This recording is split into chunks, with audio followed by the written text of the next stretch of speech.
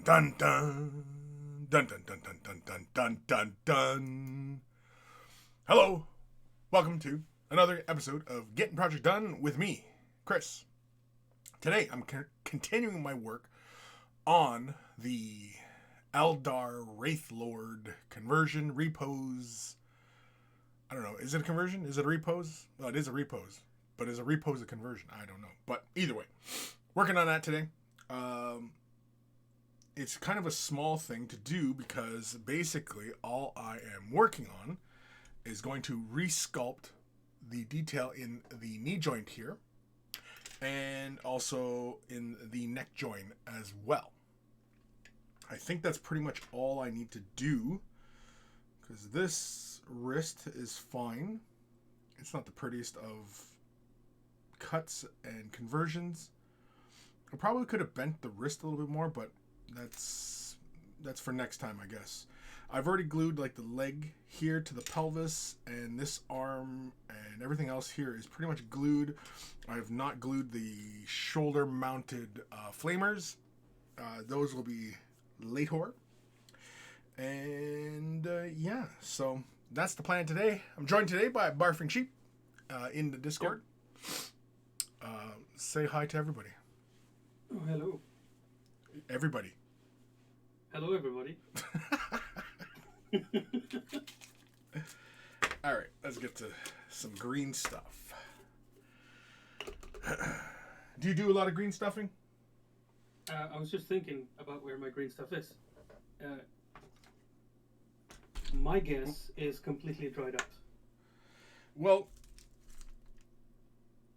typically this stuff does not dry out as long as you, keep it foiled or wrapped or whatever.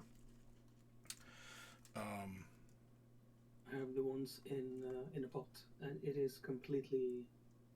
It's like. Rubbery. like Aves. Like this stuff. It comes in a big, like pot. Oh no, the liquid green stuff from Citadel. Oh, okay. Yeah, that stuff. That's not green stuff. Nope. No, that's in an acrylic with like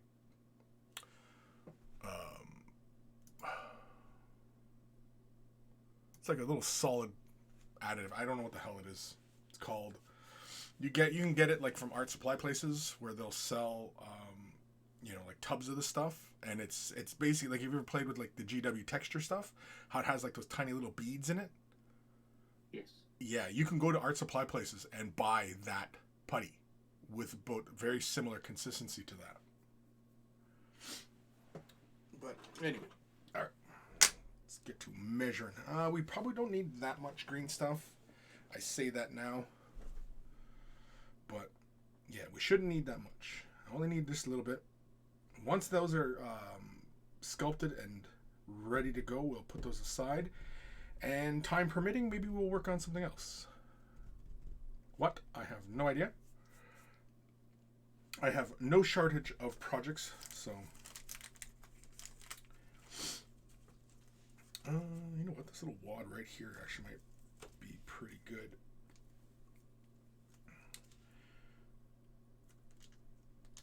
Yeah, we'll take this little wad right here. See how much this is. Koma! Kim! Hey! Please shout since I'm airbrushing. Okay, I'll shout. Have not picked up a brush yet this year. I have only done airbrush work and building models. The building is pure torture. Yeah, I sympathize with that. Assembly does not really fire me up for sitting down to do hobbying stuff like this kind of stuff.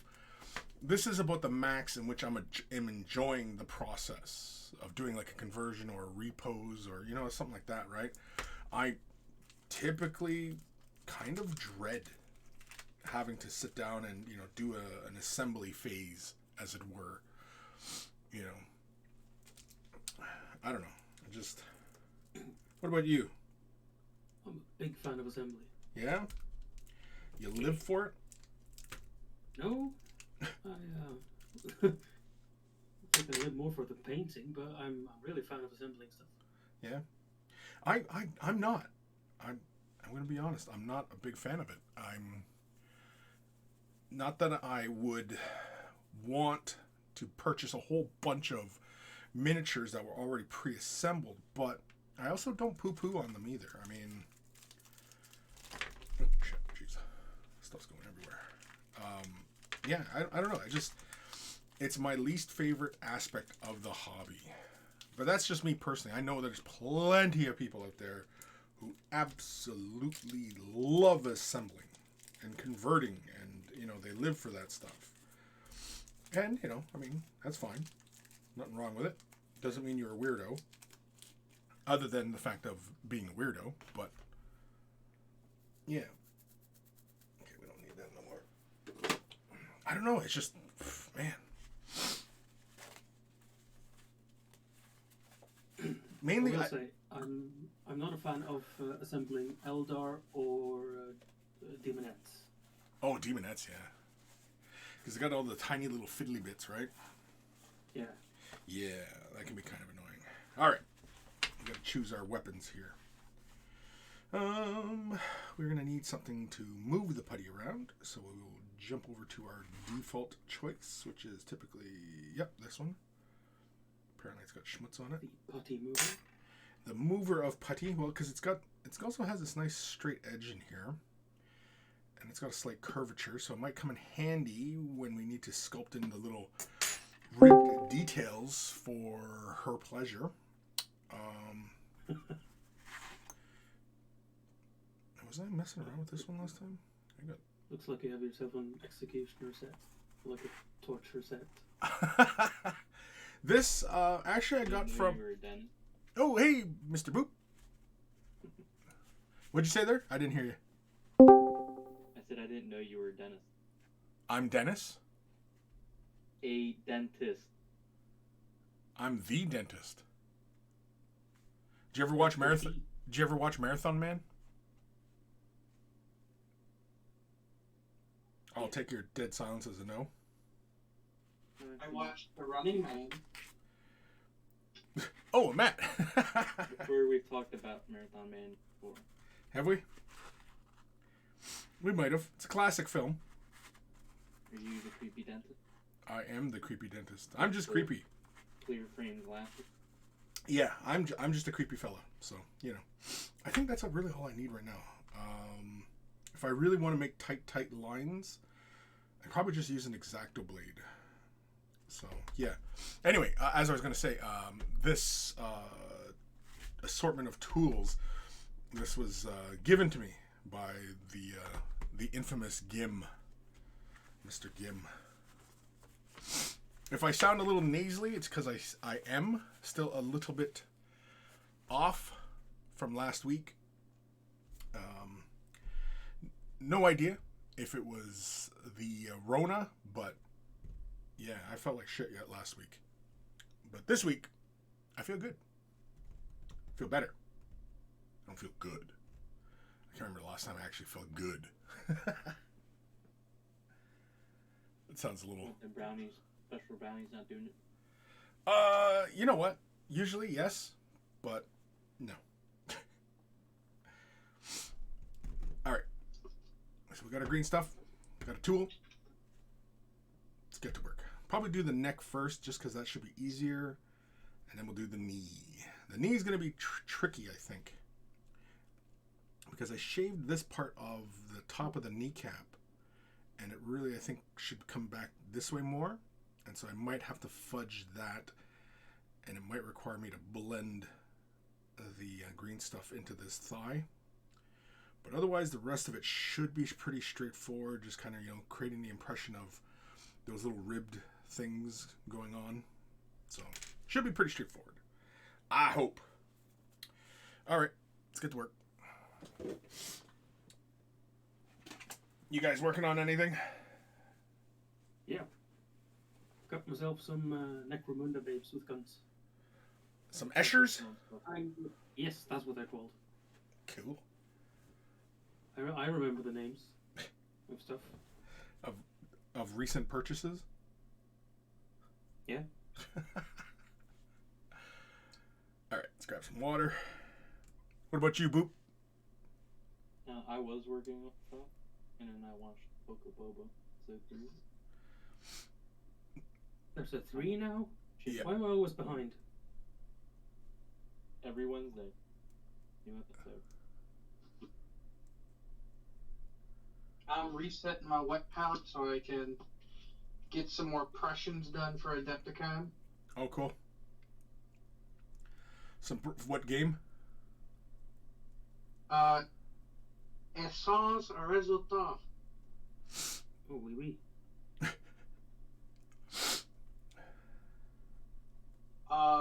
It's ESR Napoleonics. Dave Enstenis' game, produced by the Wargaming Company, LLC. Sounds fun.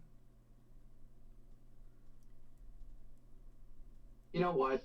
You can play with like your weird little space elves. I want to do something real.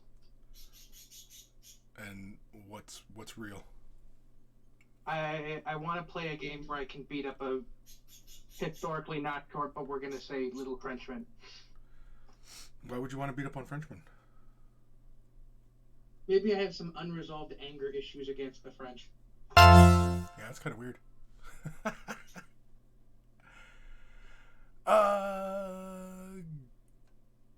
Grongnak? Thank you for the follow. Working on Adeptus Titanicus Warlord Titan. Cool. I still got to get my War Master Titan finished. Again, I have no shortage of projects.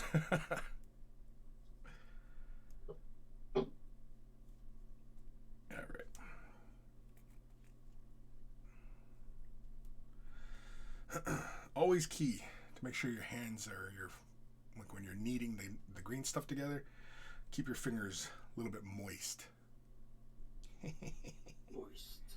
Moist.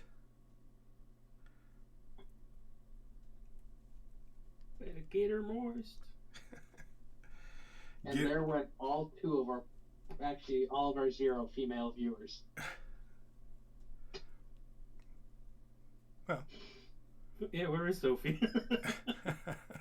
I'm like, let's not kid ourselves. There are no women here. No idea. Doesn't really matter. I mean, I don't make my content for any particular group other than wargamers. Kim, trying to finish up airbrush work on the terrain from 2 Warcry starter sets and doing the priming on a bunch of models. Cool. Fucking hell. What'd you do? I didn't do one piece of the Warcry set. Couldn't be fucking arsed. Alright. I think this is plenty mixed. Whenever I leave my green stuff on my work surface, I always just put a little water down. Just get a little bit wet so the green stuff doesn't stick to my surface. Oh, excuse me. Alright, so we'll do the neck first. Doesn't really require too much. I think I'll fake that. I think I'll just basically make, just some faked rib detail in there. Now, what I mean by faked rib detail is just, just put in the indication of, ribbing for his pleasure. No, her pleasure. Somebody's pleasure. Gronknak. Just put a wraith knight on my pile of shame. There is no such thing as a pile of shame. Nope. Gronknak must be relatively new to the whole way of the brush, getting projects done. What would all this be? Fucking zoo. Fucking zoo? Okay, yep, the fucking zoo that is Way of the Brush. The monkeys fell revolt.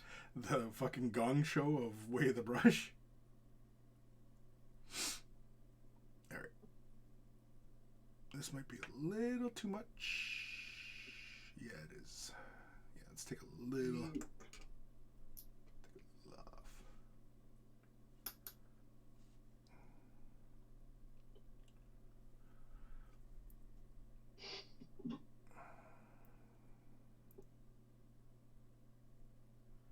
All right. There, that's it. That's the sculpting. No, I'm just kidding. It's done. Do it. That's it. I just put a little wad down and there, we're done. Grabbing some chapstick. I like using chapstick for, keeping my tools moist. There are other products for that. Well, I have never really tried lube yet for keeping the tool, You just go in dry. Yeah, just go in dry. I mean, that doesn't do anybody any favors, going in dry. It's kind of rude. You really shouldn't. I like the definition. That's just rude. It's just rude. Like, you gotta prime up the surface before going in, Yeah, you don't paint on a grey model. Exactly. You gotta lay a little primer down.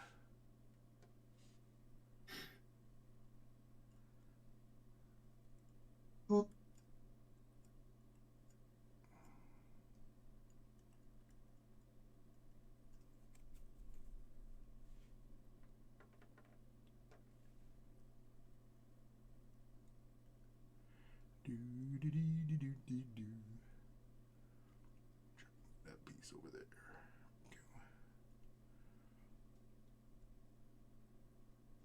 This wraith is gonna have like the strongest neck joint ever. He listens to Meshuggah. Big tree trunk neck. Oh, so it's gonna be like corpse grinder. Yeah, exactly. Have you ever seen the video of him like shopping at Target? No. It's like a 15-minute video of him talking about how he loves the toys clearance section at Target. That's kind of funny. He gets really excited when he sees like this. It's like a little dog, and you press the button, it like hops around and like makes sounds. Oh, okay. And if you press the button like 5 times, it farts. That's funny. And then he began going off how he loves Legos. It's almost wholesome. Is there anything unwholesome about liking Legos? I mean, I guess if you're like a Lego fetishist, A you don't know what you fetishist? do with your Legos. What's a Lego fetishist? I don't know. Oh. They probably exist, though. It's a big world. I thought you knew. Have I ever personally met one? No. Do I necessarily want to meet one? Probably not. But I'm sure they exist.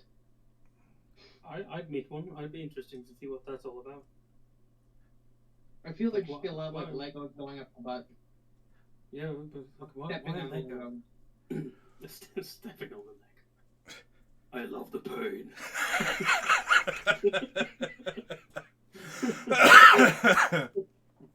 They just take the paddle and they glue a bunch of like Legos on it. I don't know. So every Like, time like they hit you with it. but like, could you make a Lego butt plug? Of course you could. Yeah. I mean, Games Workshop made a butt plug painting handle, so I think anything's on the table at this point. This is my Asterpiece. Eh. Go on Lego Asters.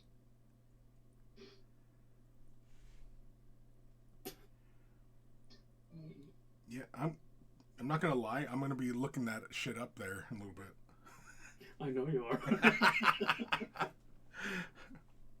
Fucking. And when he looks up, he'll be like, "Ooh, I'll take one of those, Yeah. one of those, and 2 of those."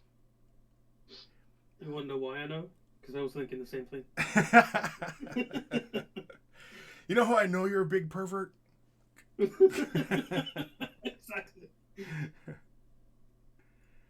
I mean, Tell me you're a giant kill the cat pervert. without fucking. Tell me you're a giant pervert without telling me you're a giant pervert. I come on D20 the ball show. gag.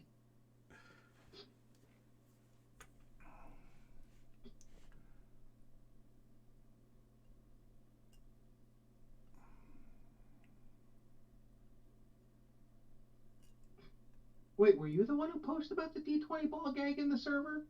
Maybe. You don't know? I'm going to own it. Yes, that was me. It was pre-orders. There are also butt plugs with like a. The D20 is like in a dome, so you can shake your ass and roll. You shake your booty a bit and then stop, and then you can see where you landed on. Actually, that sounds like a really fun game. I'm not gonna lie. That sounds like the kind of game I would do. I would play. Dungeons and dungeons. Yeah, Dungeons and Dungeons. Dungeons and Fungeons. Dungeons and bad dragons. and bad dragons. Yeah. That's got to be a thing. Yeah. That has to be a thing. Well, just don't forget to send me links.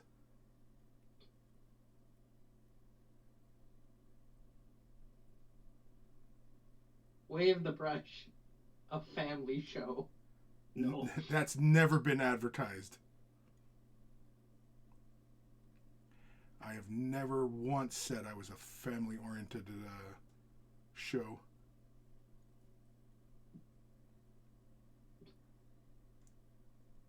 Well, maybe we should be. We would get no new viewers that way.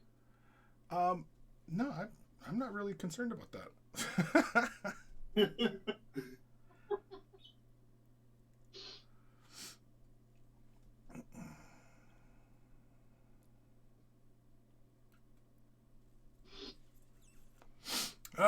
Where are we in these comments here? Grongnak? Yeah, working on the new army to cut down on it. Kim, having a smoke break to wait for the primer on the train to dry up so I can start with the colors. I love Legos and have a bunch of it on my walls and shelves. Yeah, I know that. We've seen those pictures, Kim.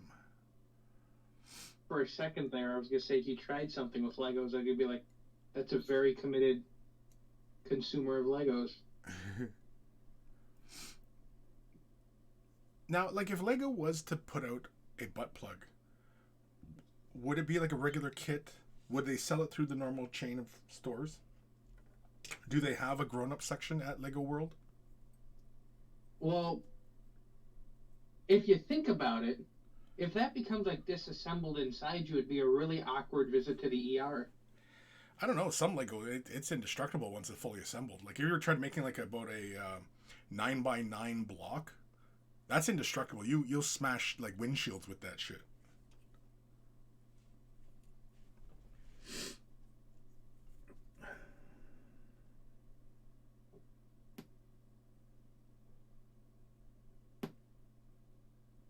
Well, I think it's a missed opportunity if they don't have an adult section.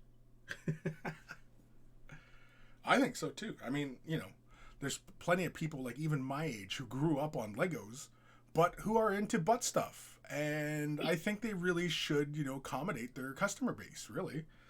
Their growing, aged customer base. And I think, you know, Lego butt plugs is just, you know, par for the course, I think.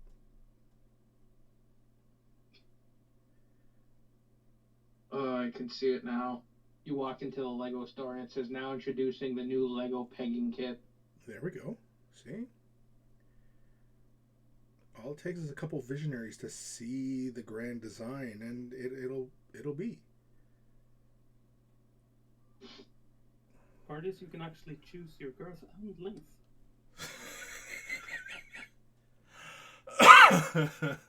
Well, I'm not wrong. It's Lego. Thermicus, afternoon, Chris and chat. Don't know why, but I've been getting a lot of projects either knocked out or closer to the finish line. Legos are the bomb, by the way. They are. I don't do Legos, not since I was a kid.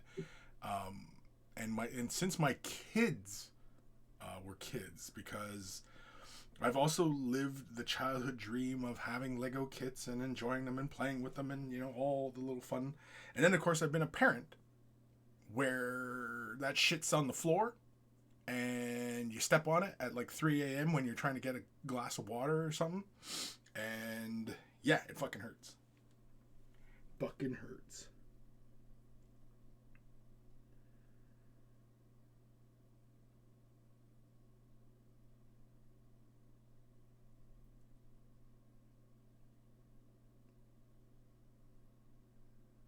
Kind of now, in hindsight, has me rethinking the whole butt plug thing.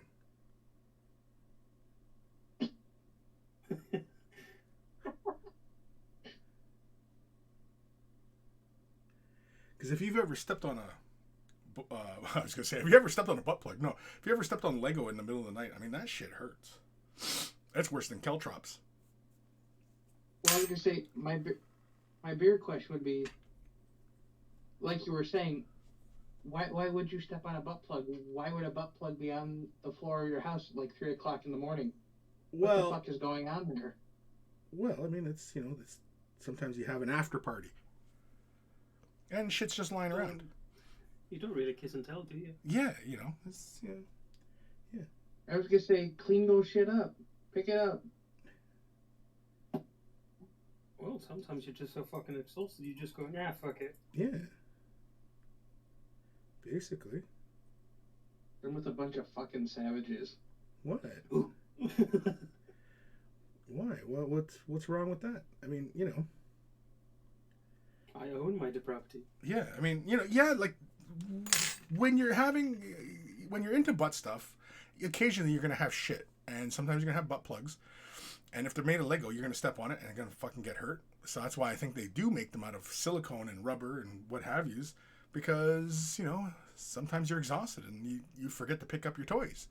And, you know, you're out 3 a.m. heading off to bed and you step on that hard thing and, you know, even some of the ones that are made of glass. I mean, shit, that's even more dangerous, right? Like, fucking hell. Maybe there's a lesson to be taught here. Yeah. Clean up your shit. You don't want to step on glass. Yeah, exactly, right? I mean, here we are talking about the dangers of a Lego butt plug, but I mean, have we really fully weighed in on the dangers of glass and, you know, ceramic butt plugs, you know? I don't think we have.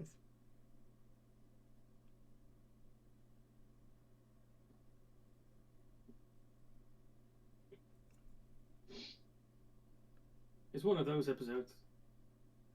Well, now here's a question. Because I personally have no experience with glass butt plugs. Do they cast the glass, or does like someone hand blow the glass? I would really hate. Yes. I would really hate to be like the guy who, it's like, what's your job? I'm a glass blower. Well, what do you make? I make butt plugs. Well, I think technically they would say they're making marital aids, because that's typically what this falls under. I mean, butt plugs. Is that like calling a film of an erotic nature? Yeah, basically. All right. If that was my job and somebody asked me, I would say, I blow stuff that goes in your ass. That sounds like the worst pickup line ever.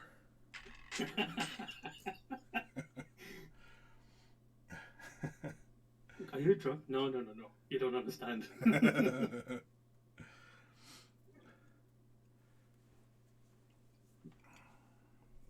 The best part is you would have had to went through like 3 years of school to say that. Yes. I blow stuff that goes up your ass and I worked hard for it. Yeah. You know, just the reaction of the person you're talking to alone is worth it. Maybe I should forge some. No, not going there.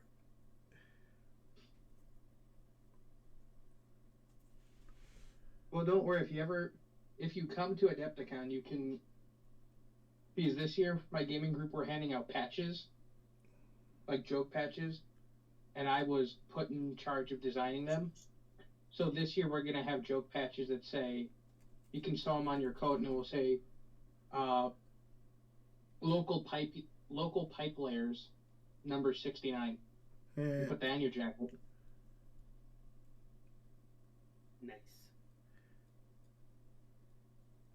We had like 15 minutes before we put the order in. It's the best I could come up with.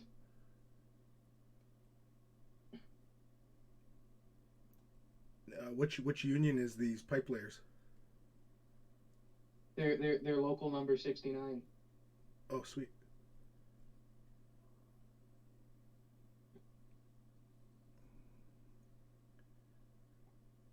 And is Jimmy still part of the group? Because I know he was there when the last time I went to a union meeting. No. There's a tragic accident involving glass butt plugs. Could have been. No, you would think that knowing Jimmy. No. He choked himself out while having a wank. Very sad. Yeah, there's a few. Yeah, there's a few cats that gone out like that. One of the guys who I went to school with. That was a very awkward funeral. At least he went out in style. He improved morale. I mean, we were sad that he died, but we're like, I'm sorry, this is kind of funny. Why are you sorry that it's funny? Because it feels slightly inappropriate to laugh while standing outside a funeral home, that's why. Would said person think that was funny? Because that is okay. Yeah, if the person who's dead would have found it funny, then it's fine.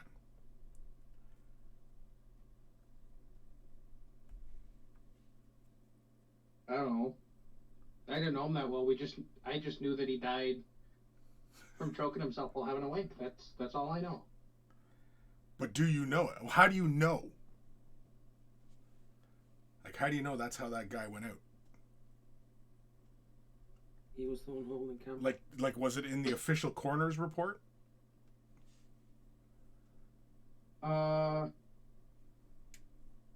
We were a big union school. Most of the parents were in various unions, and we also had a large section of firemen and policemen's kids. So when the firemen come to cut him down, people were told, and then people tried to say, no, he committed suicide, and we're like, okay, let's go with that. But we all knew what happened. Supposedly, because with every crime scene, they have to take pictures. So, in like the CPD's archive somewhere, there are pictures of that poor guy Having his last wank.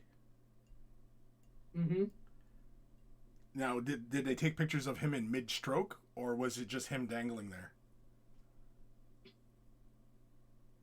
I don't know. Maybe he death gripped it on there. So I don't know how he died. I don't know if it was mid-stroke. I don't know if it was. Well, he was at the top, at the bottom, halfway through. So then, how do you know?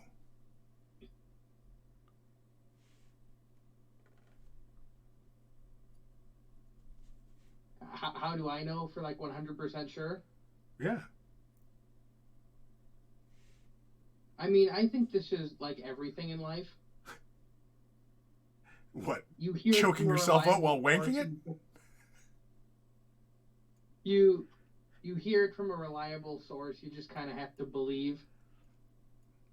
I mean, how do I know that we really landed on the moon? I didn't see it. But there's plenty of footage and there's lots of evidence for it. I mean, fucking, it could have been like Nevada. I don't know.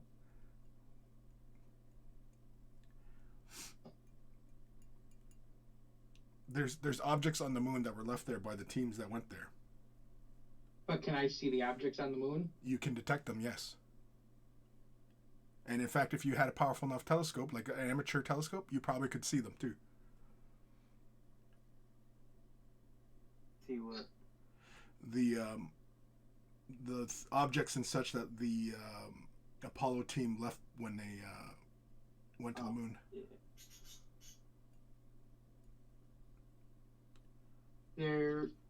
The big thing would be like the base of the lander, but everything else is like bleached out.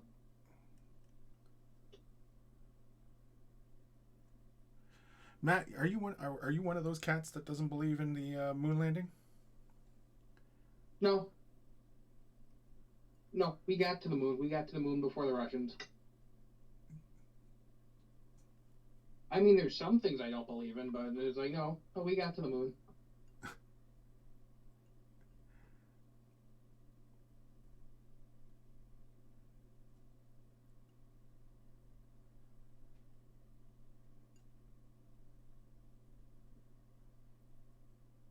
I mean, if you want to say I'm out there, I'm out there. I'm just not that out there. We have standards.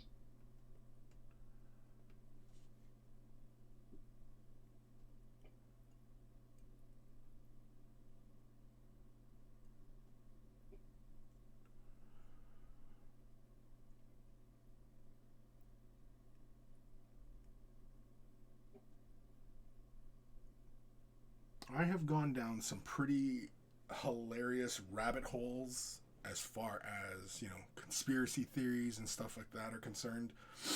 I never got on board the moon landing stuff.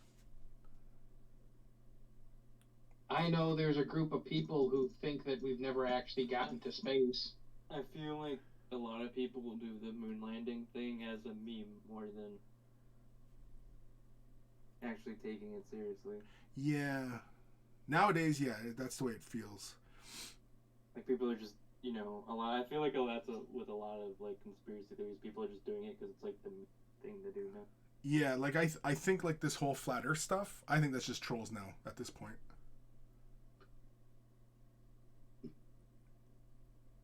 For the most part, yes. I do know that I can think of like a handful of people who genuinely believe the earth is flat. You know people like that? I don't know them personally, but I have like observed their content. And at this point, they've been doing it long enough and consistently enough. I believe they're genuine. Well, there is a danger in believing your own bullshit, right? So, yeah. It's not surprising. Because, for example, there was one guy where his YouTube channel is primarily known for, he would talk about the video game series Civilization and doing all sorts of stuff with it. And then you found out later on that he believed the earth was flat, which made a lot of sense why he liked Civilization, because Civilization is the game is flat. It's a 2D plane.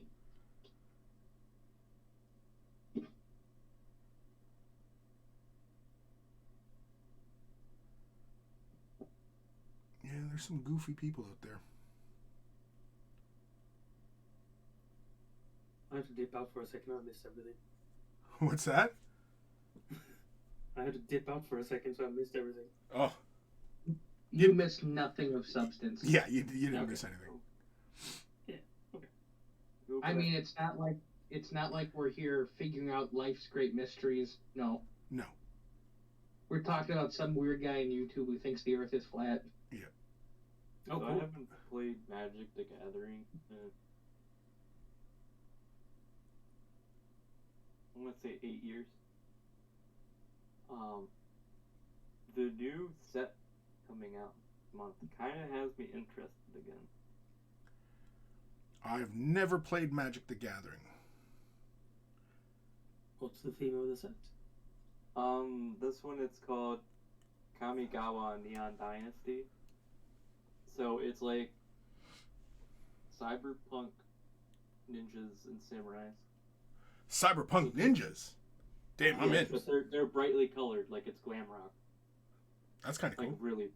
With So vaporwave ninjas. yeah, that's actually better. That's actually vaporwave. You have piqued my Cyber. interest.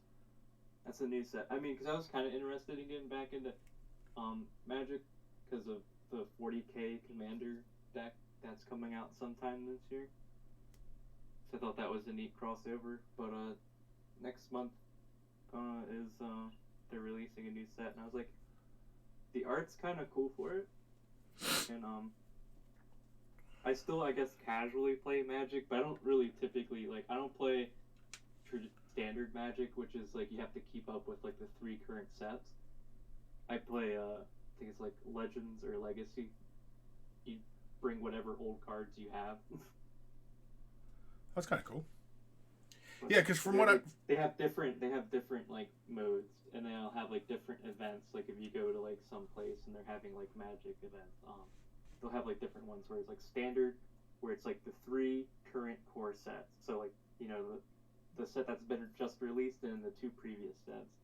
And then they have things like Commander, which is I think you can have like 1 of any card, and I don't think there's like a time. I don't think there's a timed release limit for that. I think you just use whatever you want, but you only get 1 card of each. And then it's like Legacy or Legends, and that basically lets you play with anything up until the current release, as long as it's not a banned card. a banned card or a banned card? Banned, like BANNED, not allowed card. Because some. Just like any other game, card games are also plagued with the fact that they go, ooh, this will be a cool card. They release it, and then it breaks the game. Right. And the thing with cards is, it's not like minis where you can just, like, put out an errata for it. I mean, I guess you could, but it's not, I guess, practical for trading cards, because you're printing those cards on, like, the millions.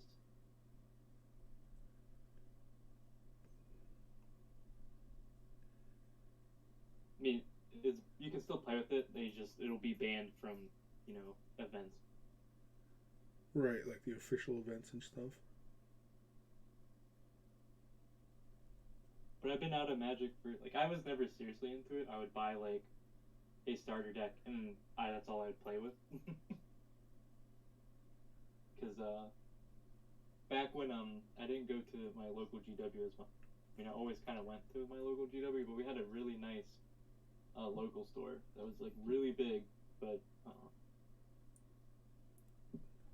like 8 years ago it finally like tanked because it was in an inconvenient place to get to, and it basically went out of business during the boom where everybody was just kind of opening up their little own little gaming stores, and so it went under because it was just further away from everybody. It was out there in a a business industrial park. So you basically had to leave the town and then drive for 30 minutes. Yeah. Everybody else was opening up these little 2-3 man mom and pop stores with a handful of tables, and they just kind of they were the big one, but it's death by 1,000 cuts. Yeah. You start losing customers that came to play because they're like, oh well, this person only has 2 tables in their store, but they're a walk down the street. But I used to play Magic while waiting for tables to open. Because it was a big store. It had 30 tables, but for a while it was the only show in town for non-GW places. So Magic was something that passed the time until the table was open.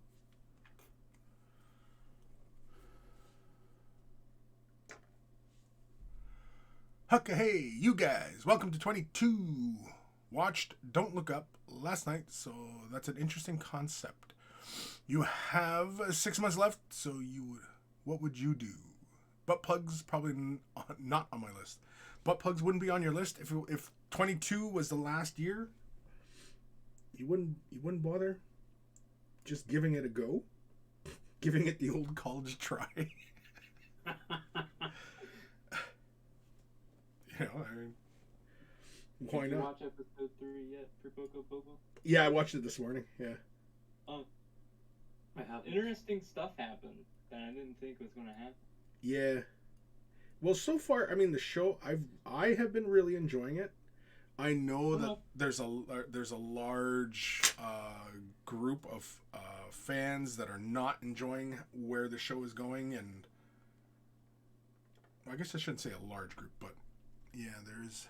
No, because they're used to Boba Fett in like the old like 80s comics and books. Well, and where he was just still the guy under the helmet with like no humanizing attributes, just going bang bang bang bang through the galaxy. Well, I mean, in the comics, he fell into the Sarlacc pit 3 or 4 times. He fell in twice. No, that would be 3 because he fell in twice after the first. But still, it's not like it moves. But I don't know. I guess they're just used to the old Boba Fett that was like some no-name character. Oh, no-face character. I'm sure he took his helmet off at some point, but a lot of them were like, "Oh, he's not like pew-pewing enough and all." It's like, yeah, cool. Yeah, they're like, from what I understand, it's pretty silly arguments against. I'd rather just have a decently written Star Wars character. Yes, and that's the thing, right? Is that he's never been a fleshed out character in any other than the writings or the comics, and the comics are just right out the window, and so officially there is no character write up for him, and I find it very, very interesting with this character that we're learning about, essentially, the like what his motivations are, right? Like, we get a bit of who he is in Clone Wars and Rebels, but What are they doing? we don't really know what this guy is about. Like, why does he do the things that he does? That's what makes for interesting characters. Oh, he's a bounty hunter. He goes around pews and beats up people. You know what I mean? Like, that's fucking boring. That's not a character write-up. But that's what a lot of people are. Well, not a lot of people. The few people that are complaining about it are complaining because he isn't like pew. All.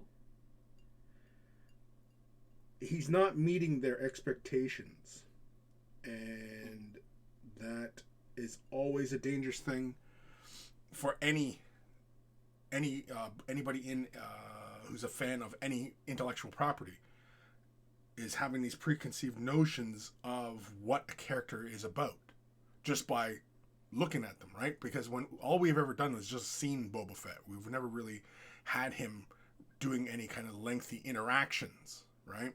And we've always inferred motivations and intent and these kinds of things to the character before. But now, because we're getting this story, this overall overview of the guy, he's far more interesting. He's far more complex, and by the end of it, yeah, he is not going to be what everybody expected, and probably by the end of it, I don't want to say he'll be a good guy, but he'll probably tread that really murky gray water of riding the line between being a good guy and a bad guy, right? See, I understand it's a long shot, but I'm predicting, like in the comics, at some point he's going to end up back in the Sarlacc. You think so? If I was the showrunner, you'd put him back in the pit? I would put him back in the Sarlacc, at least temporarily. Why?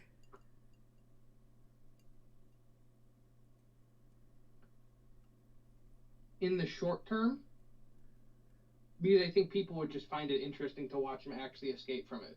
But he did. Number one. We already saw that. Well, again, I'm like, in the comics, he ended up in there 3 times. So I feel, put him in once more. That doesn't make any sense. Like, what would be the benefit to the character for going into the Sarlacc pit again? Intentionally or unintentionally? Listen, this is like the underwear gnomes from South Park. Step one is we put him back in the Sarlacc pit. Okay. And then we profit. We haven't worked out the middle bit yet. Yeah, Yeah, since we're talking about Star Wars printed media, I liked the books pre-Disney, but the books had a major flaw, and that was every writer that was writing a new book at some point overwrit somebody else's book. Yep. So you'd have all these conflicting books. Yeah, you get that. You see it in Horse Heresy. Of what I've read, there's certain things that change between elements, right? And that's just the problem of having multiple minds telling a similar story, right? Because there were a couple books I really liked in the old Star Wars universe, but if you were to take the rose-tinted glasses off and like objectively look at shit, the Dark Horse comics, various books, all like conflicted with each other, like pretty heavily. Like some would kill characters, and some would have these characters still alive, doing shit long after some other writer killed them in their book. Right. I forget what book it was, but after I read it, I'm like, this is retarded. Where they decide to kill off Chewbacca, which I'm like, okay, whatever. But the way they did it was, they crushed him with a moon. I don't know if you're going to do it. That's the way you're going to do it. Like, His final moments was like screaming at the sky, and then all of a sudden, and the moon crushed him. Because that's partly how we ended up with the so many Emperor Palpatine clones pre-Disney. Is every author wanted to have their character kill the Emperor. So at some point, somebody was like, "Well, we have to make all this match." So Yeah. Emperor clone. Because he had that comic series with the Emperor's Guard. I forget what they're called. The guys in the red cloaks. Yeah. Where one of them kills the Emperor and tries to usurp the throne. I mean, they're just the Imperial Guard. You know. They don't have a fancy name. Well, the other thing is, in my opinion, after George Lucas, people made the Emperor kind of stupid in just the way they wrote him and made him act. Like in the comics, he would do the whole like Jedi Force user thing of where he's like doing backflips and jumping around and doing all this stuff, and I'm like, this is uninteresting and dumb. Now, see, like, if he floated like 6 inches off the ground and just like walked forward and just destroyed people, that would be scary. That would be intimidating. Because then he's like an all-powerful being who can just, you stand no chance against him. Having him be like some old guy doing like gymnastics is not interesting. So what I'm hearing is you have no love for parkour. Not from like an 80-year-old man, though. There's no love for parkour for geriatric does it.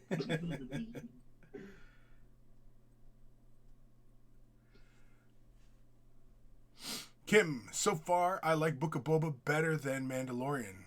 If he needed something, that one of the guys eaten by the pit had on him. Yeah, I don't know if I would go as far as saying Boba is better than Mandalorian. Mandalorian was fantastic. I don't know, but I mean, like, we're still early on. We're only 3 episodes in, so. Yeah, no, I'm just enjoying it so far. Yeah, I'm in the same camp as well. I've been I thoroughly. was just saying, like, when I was watching this episode, some things happened that I didn't really see coming. I mean, they weren't like twists or anything. It was just like, oh, well, what I thought in my head was going to happen didn't happen. This. Right. But I think that's a big thing that they have been doing, and I think that's why a lot of people give it flack, is because they are running under circumventing your expectations, because people feel like because these characters are so familiar that you kind of know where it's going to go, and so why watch the show if you already know where the character is going to go? So what they do is they basically change things, and where you think he's going to go right, he actually goes left, and like all these different kinds of ideas. And basically it's all about usurping your expectations about where the show's going to go, where the character is going to go, what he's going to do next. And it's kind of hard to say, well, he wouldn't do this, he would do this, and because we've never had this profile of who he is. We've only ever seen the little boy mourning the loss of his father. We've only ever seen the little boy getting into trouble with other bounty hunters in the shows. And in movies, we got no disintegrations, he's been good to be dead. Yeah, like no disintegrations. And then falling into some... Exactly. So like we have nothing on what this guy is or what he's about, or is he a good guy? Is he a bad guy? Right? We don't know. I mean, he sounds like a very fleshed out character. He's a guy who likes to disintegrate people. So does Mando, though.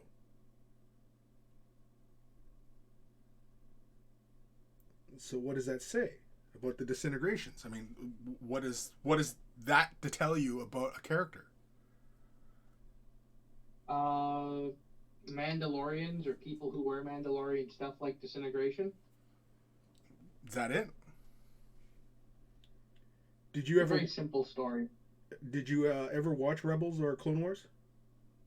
I own all the Clone Wars stuff on DVD. Rebels, I watched parts of it. Because you get a little bit more of Boba in that as well. Well, I was gonna say, I watched Clone Wars. Rebels kind of fell off because Ezra was irritating as a character. It gets better. It gets better after a while. Well, I watched the later parts of it. I skipped over most of the earlier parts. But then how do you know what's going on? Because I watched the pilot episode, watched like the last episode of the first season, pretty much they got all I needed to know. People filled me in on the rest, and I just... So you took other people's opinions of a story that you like and didn't continue the story yourself. How do you know they didn't bullshit you or misrepresent it? The story of Rebels? Again, how do you know? From watching Rebels. But you just told me you didn't watch them. You skipped a whole bunch. Yes, I did. I was gonna say I skipped most of them just because a lot of the characters I generally didn't like. So okay. Matt, I'm gonna ask a very serious question. Yes. Are you high? No. Okay. I'm like, I like Clone Wars. Rebels didn't do really anything for me. Exactly what should it have done for you? Been enjoyable. But it was enjoyable. Not to me, I didn't. I mean, it Yeah, keep going. I'm listening, Matt. I'm like, to me, it felt like it's a kids' TV show. It is a kids' TV show. I don't feel there's anything like super interesting for me watching. It's Star Wars. What's not to love? The one really interesting part about Rebels to me was watching the Obi-Wan and Maul fight. I'm like, okay.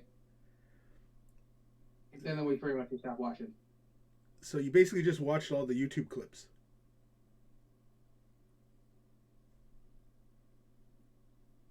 Pretty much. Yeah. I watched the YouTube clips. I watched some select few episodes when they were on TV, but I didn't actively follow the show. Gotcha. I actively followed Clone Wars. Clone Wars was good. Bad Batch was good. Yeah. I will say this about Clone Wars.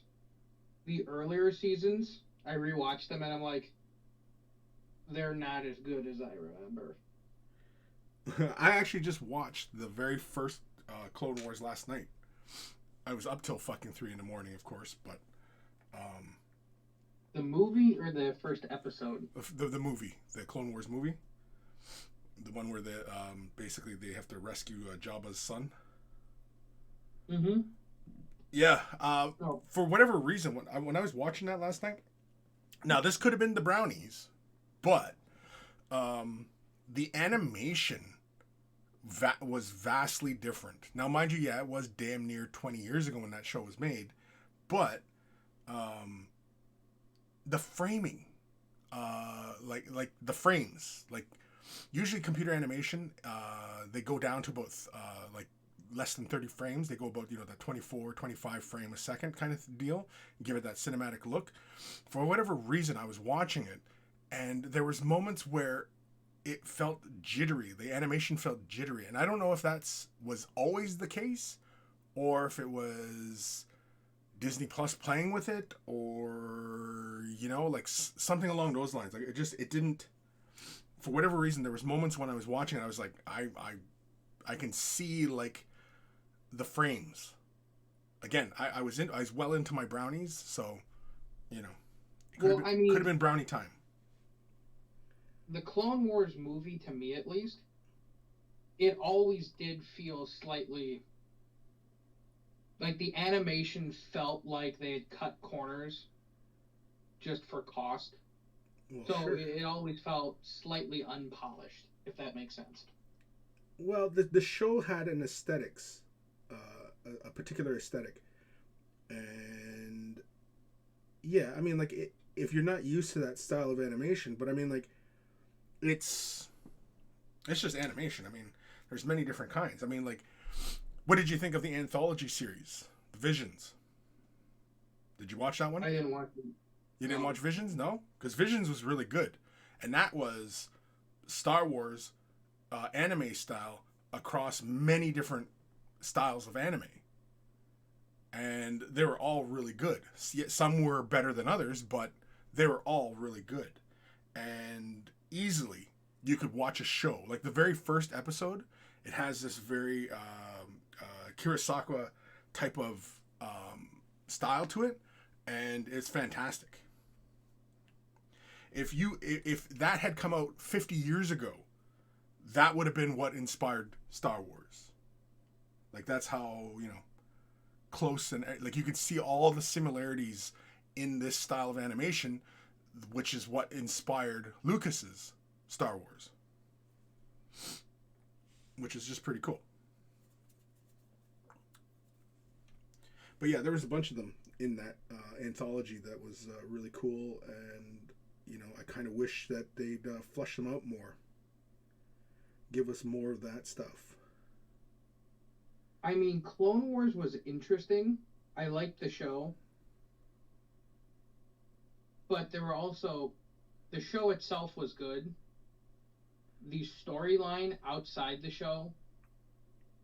There were points when, like, George Lucas would say something to, like, fill in gaps that didn't make any sense. What do you mean? If I remember correctly, he said there was only, like, 100,000 or 1 million clones. Which... He's like, well, the clones don't really... They're the small force, and they do, like, set-piece battles, but everything else is... like regular people. I'm like, okay.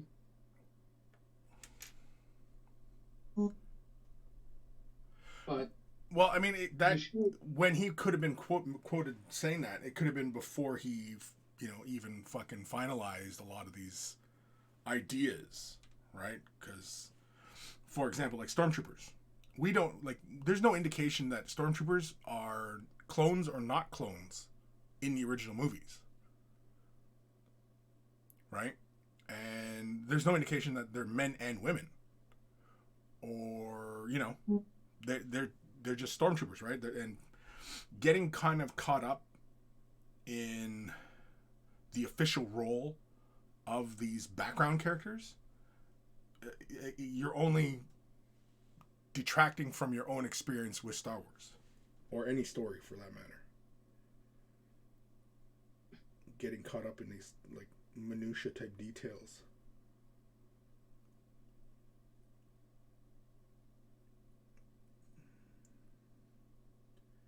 It's like, I was just talking with my son the other day about this. It's like when I see on YouTube these fucking endings explained. They have to explain the ending. When did people become so stupid that they need a fucking ending explained to them? And these are really, really popular videos. So why do you need an ending explained to you? Like, do you have some sort of disability? Is it, what is it? No. See, I think I can explain this to you. Because when people watch ending explains videos, what the guy does is he explains the ending in like 3 minutes at the end of a 15-minute video. No, essentially what he does is he summarizes like a 2.5-hour movie in 15 minutes, so people don't have to watch it, or they don't have time to watch it. Because now there's a new app that I can't remember what its name is, but you could ask it to like summarize War and Peace to you, and it will summarize it in like 20 minutes as opposed to reading the entire book. Yeah, but who's doing fucking book reports on Star Wars? I think it's just that people don't want to consume the media. They just want someone to explain to them what happened, or they feel they don't have time to watch it. So they're like, okay, let me just get like the Cliff Note versions of what happened in this movie and then move on. Why would you want to do that? Why would you want to learn about something that you don't give a shit about?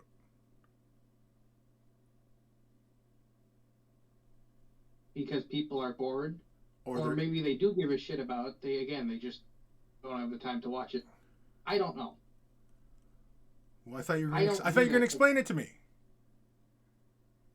I am explaining it to you. You just don't accept my answer. You're not willing to accept the truth. Accept the truth? The truth that you were once Anakin Skywalker? Sorry. Excuse you. I would be someone a lot less whiny and more interesting than Anakin Skywalker. I don't know. You're doing a lot of fucking whining today.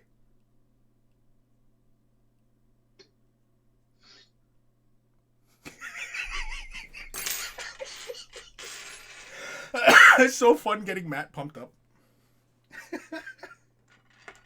I'm not even watching the stream. All I just hear is you dropping your tools. Drop my tools. Usually, when I drop my tool, it usually sounds like this. Or...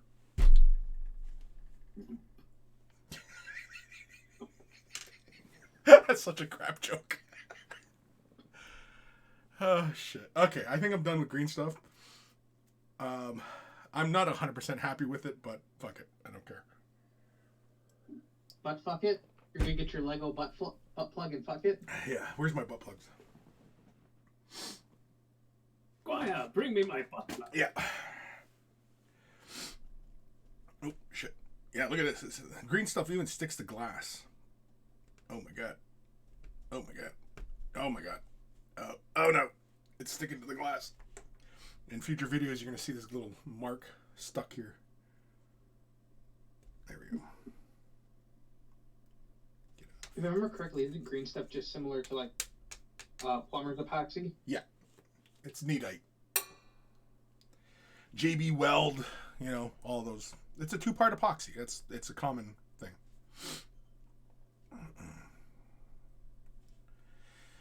Yeah, that's all it is.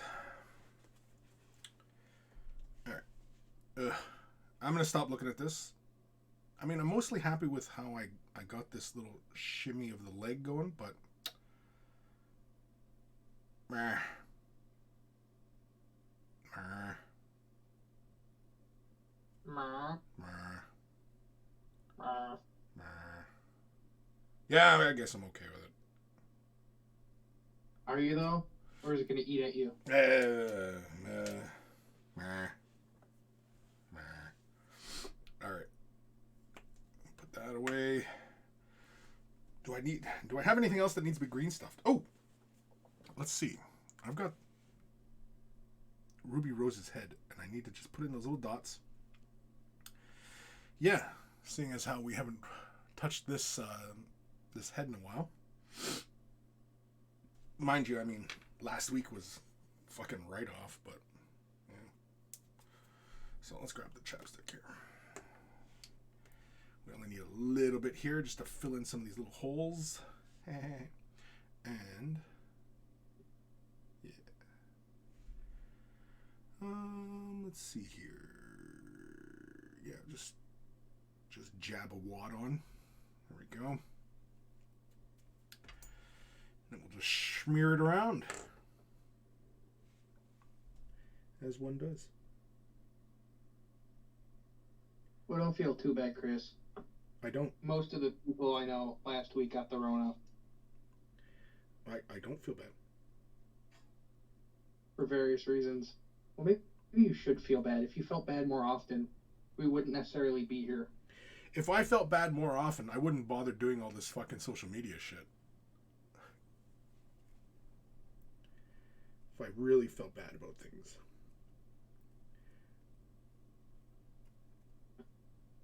Because social media is the devil. More and more people are agreeing with that statement every day. Yep. Because it's true. It is. It's shitty. Very much so.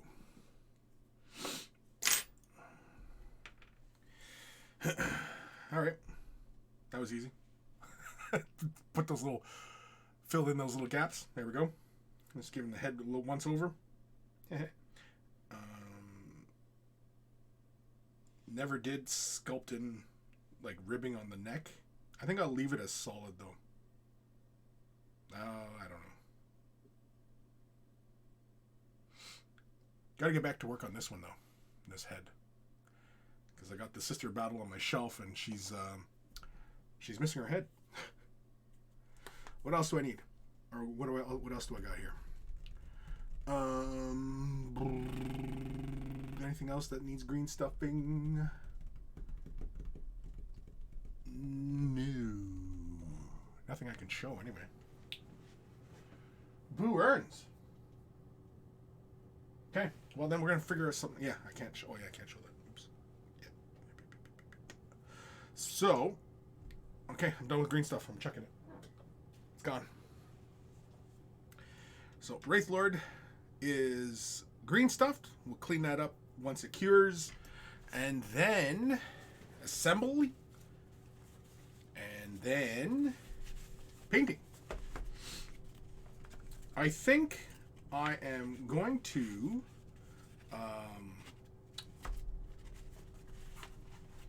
I'm going to just pretty much work on my Eldar for the most part in the coming days. Because apparently in that last article, oi, who dat? Disco. Thank you for the subscribing to tier 1. Thank you, sir. Thank you very much. G-Dubs Warhammer community put out an article today. Apparently the Eldar box set is going to come out February. Pre-orders are February, so whenever the hell that is. Like, I know when February is, but I mean, like, if it's like the beginning of the month, end of the month, you know. I mean, you sounded pretty unsure about what the concept of February was, so. Well, because it is a construct, right? There is no such thing as February. This could be one people. I bet you're great at parties. Fuck. What? So Chris is gonna be one of those people right now. But you're great at parties. What? Time's a social construct. Whoa, I don't sound like Eeyore, do I? No.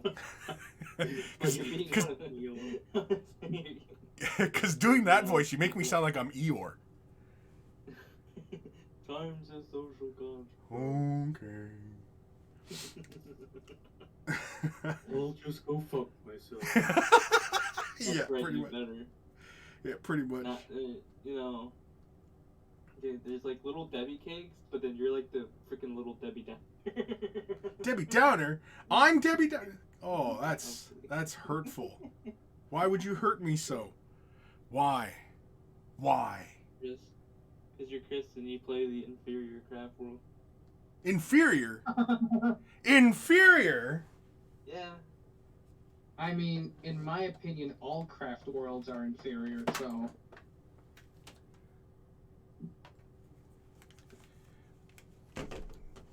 Be a man, play Corsairs.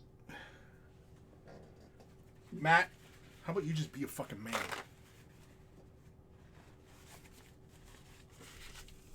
Yeah, we are. We play Corsairs. We don't believe in, like, your weird craft world Don't play bullshit. Corsairs. Yeah, you. You do? I do. What, in like Epic?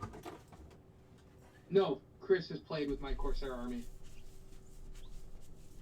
Is that a euphemism? It is now.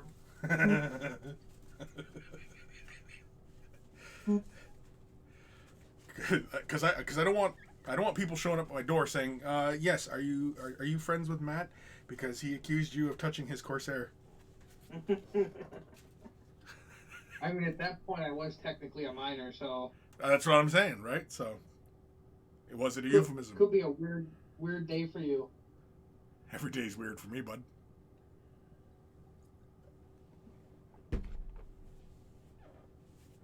All right.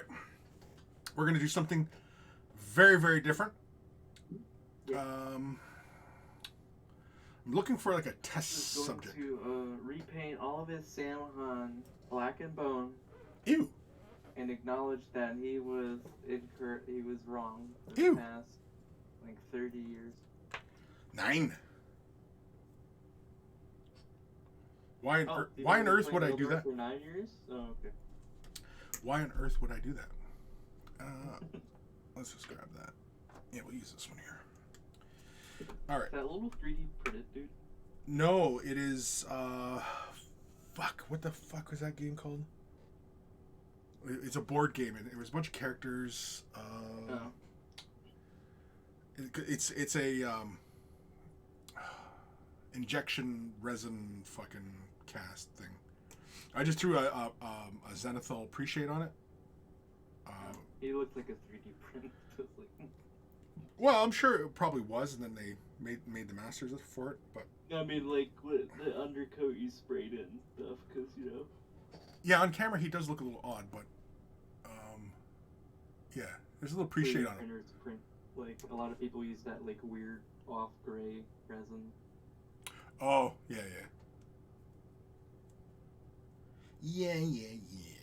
All right, so like I said, we're gonna do something a little bit different. Well, oop, that's because most of the people are using MXLA as opposed to true XLA. So they all use like the same crappy resin. So I had teased a little while ago on the Discord some colors that I was going to play with, and so I might as well play with them now. Can anybody tell me what these colors are? And Kim, you're excluded because you already know. Does anybody remember what these colors are? I think we talked about it in the Discord. I saw the post. Yeah. Okay. What is it then?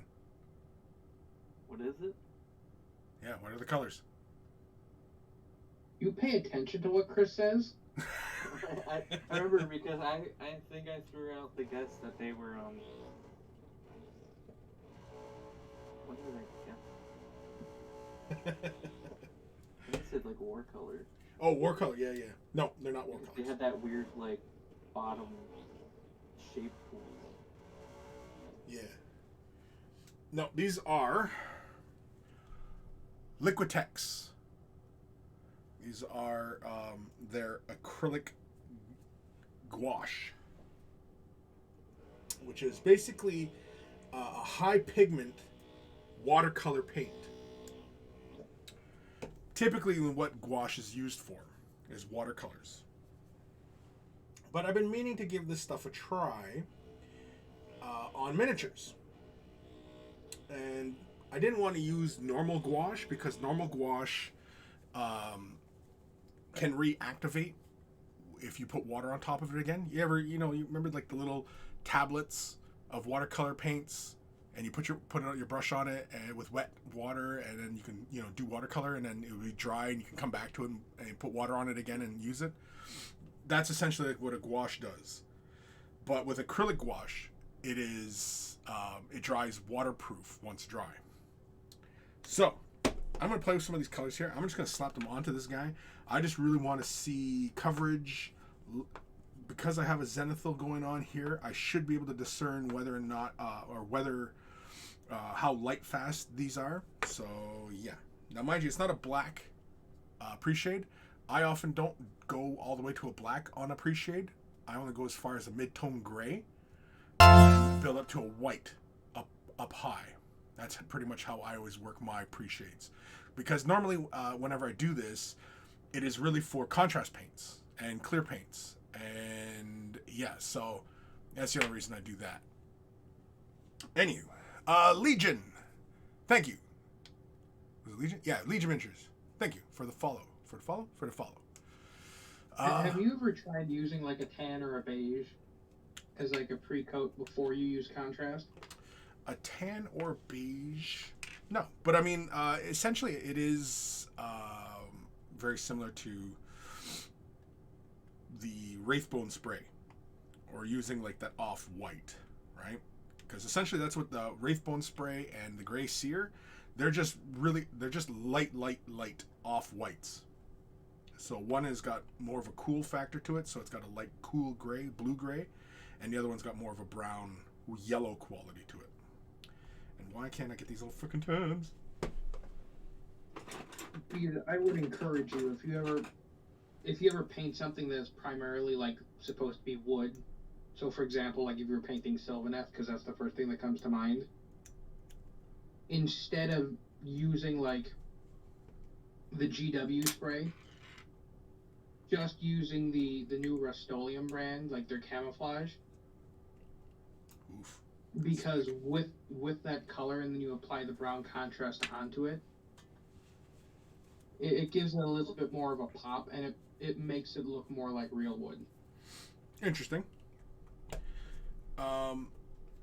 Yeah, I mean, like using the off-white to achieve your looks, especially with the contrast. Yeah. If you're gonna go warm, then yeah, you're better off using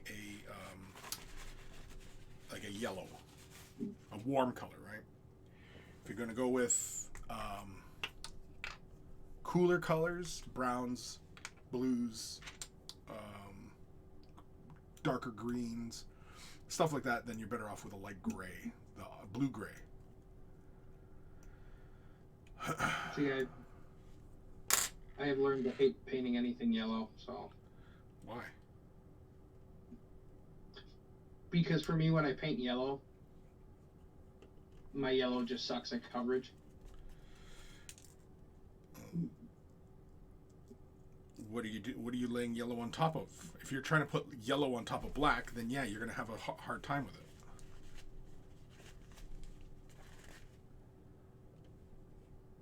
Don't do that. And I'm pretty sure Chris has mentioned that once or twice.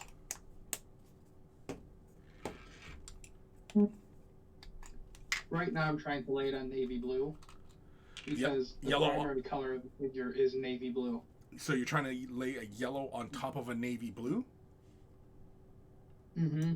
Yeah, you're gonna hate painting yellow. I can see why you're hating painting yellow.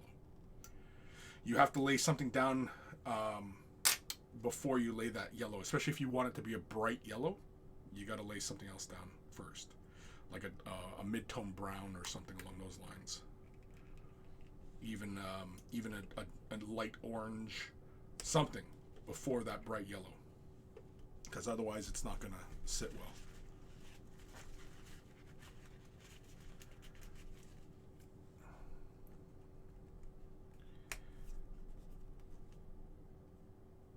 I need to check. All right, so we got the little primaries here. Now I only picked up this little set. It's just a primary gouache, acrylic gouache set from Liquitex. So I'm just going to play a little bit of color here. When you have just the primaries, and they also throw in a green, but whatever. As long as you have a black and a white, realistically, these 5 colors in any paint line is all you need. But you got to make sure you get the primary blue, red, and yellow. It's a true primary, though. What's that? It's a true primary, though. Is the color a true primary? Yeah. Uh, Our primary colors are cyan, magenta, and yellow. that's a different color wheel. Ah. Cyan, magenta, and yellow. That is, well, the cyan, magenta color theory. That's a different color wheel. That color wheel is more akin to printing, like printers. Yeah. And I always find they make more vibrant colors. I don't know. Vibrancy? It's like on a palette. On the palette, maybe? They feel stronger. Yeah. To be. Most of the time with the cyan, magenta, yellow, I mean, a lot of times I find, like, when you're using paints like contrast and stuff, that works better. That color theory works better with those kind of colors, the transparencies, because it's more akin to printing, right? Because you're basically, like, when you're laying contrast paints down on a model surface, you're typically laying these transparencies on top of a white or a very, very light base, base layer. As opposed to when we use the normal traditional color wheel for our painting, which is blue, red, yellow. That's the traditional color wheel. And yeah.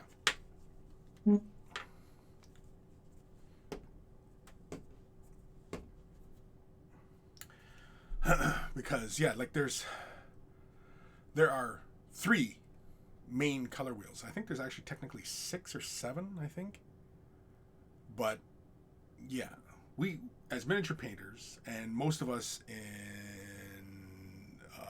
visual arts, typically it is the red, blue, yellow color wheels that we observe. And cyan, magenta, yellow is for printing, a lot of graphic design, a lot of computer graphic design, observe that color theory. And of course, in science, really, the red, blue, green is the primary color wheel for that in light, in science. Anywho, all right, let's lay a little bit down. I kind of like these little bottles. They got these little squeeze nozzles, and these are like little squeezy bottles for squeezing. You like to squeeze little balls? Yeah, who doesn't? Hello. Nothing coming out. Right. Guess I'm not squeezing hard enough. I'm really not squeezing hard enough. Oh shit, too much. Oh well. Now this stuff is thick, but Yeah, I was going to say, it was gouache, but you do thin it out with water, don't you? yeah, you thin it out with water. Now this is acrylic gouache, so as far as I can tell, it is a water-based acrylic, and yeah, you should be able to just thin it with water. You can use any of the mediums. Mediums should work on it just fine. probably more than likely, retardants and other additives and mediums should work with it just fine.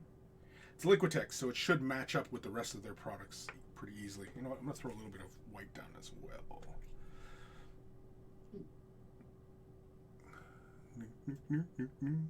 Come on. What is the deal? Oh wait, I didn't give this a mix. Oops. It's pretty thick. It doesn't feel like it moves a lot when I put it on the mixer. You gotta check your wheel before it comes out. What's that? You gotta check your wheel before it comes out. Yeah. Fucking smarty pants. Oh, see? Came right out that time. Just gotta warm it up. Get the white stuff out. Legion Miniatures. I'm really looking forward to the new Autark. Such a nice model, but I haven't decided on a paint scheme yet. Well, you got plenty of time. I think, like, if you're not, if you're collecting Eldar, or any new army for that matter, and you're not sure how you're going to go about painting them, you plan on playing with them, then you might want to wait till the Codex. And that way you can delve into it, get into the whole vibe of them, and then, you know, see where you go. Otherwise, yeah. All right. What color should I make? What color should I make this robot? Chartreuse. Okay. Well, I might just grab the green. Nah, fuck it. We'll use our primaries. Chartreuse, he says.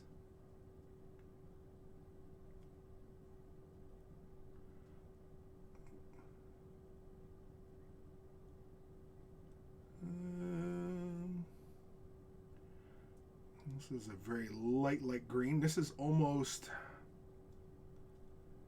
dare I say, it's almost goblin green. Let's put some more yellow in it. Goblin green was a great color. It was.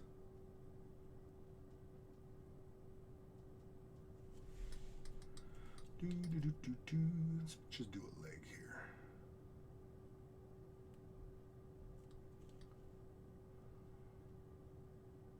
Now this is supposed to finish it very, very matte. Not matte the person, but matte as in. Here's the question, Chris. Did you mean chartreuse green or chartreuse yellow? Fuck, I don't know. What? Which one? Chartreuse green. Should have went yellow and made him remake. Yeah, fuck. Piss me off. Yeah. Well, see, I'm not watching the stream because I don't listen to Chris. That's obvious. He did say, oh, it's like a little green. There, I say a little goblin.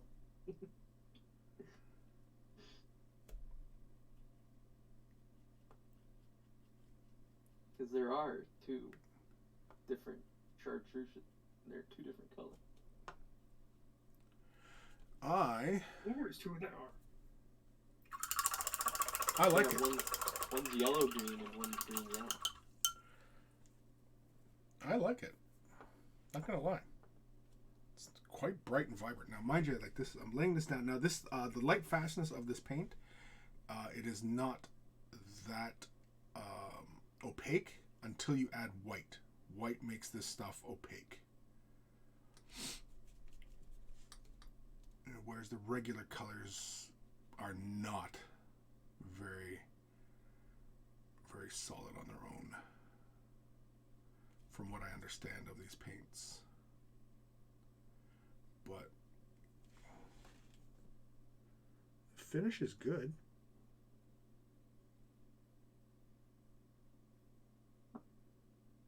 I mean, it adheres just fine to the surface. I mean, I wasn't expecting, you know, anything too weird or anything like that. Okay, give me another color.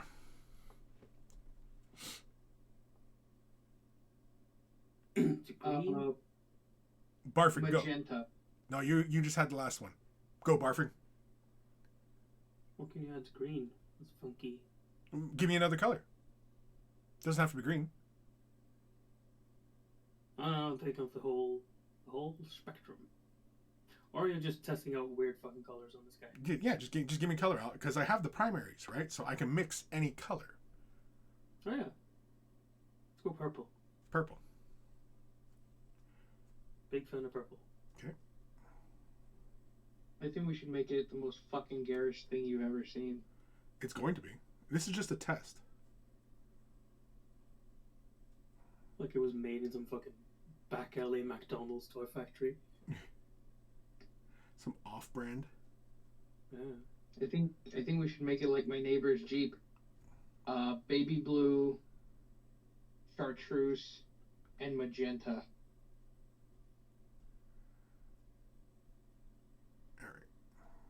That's pretty close to it. That's almost... That almost looks like Xeris purple from Citadel. I'll throw just the tiniest bit of white into it. Ooh, it's almost... Ooh.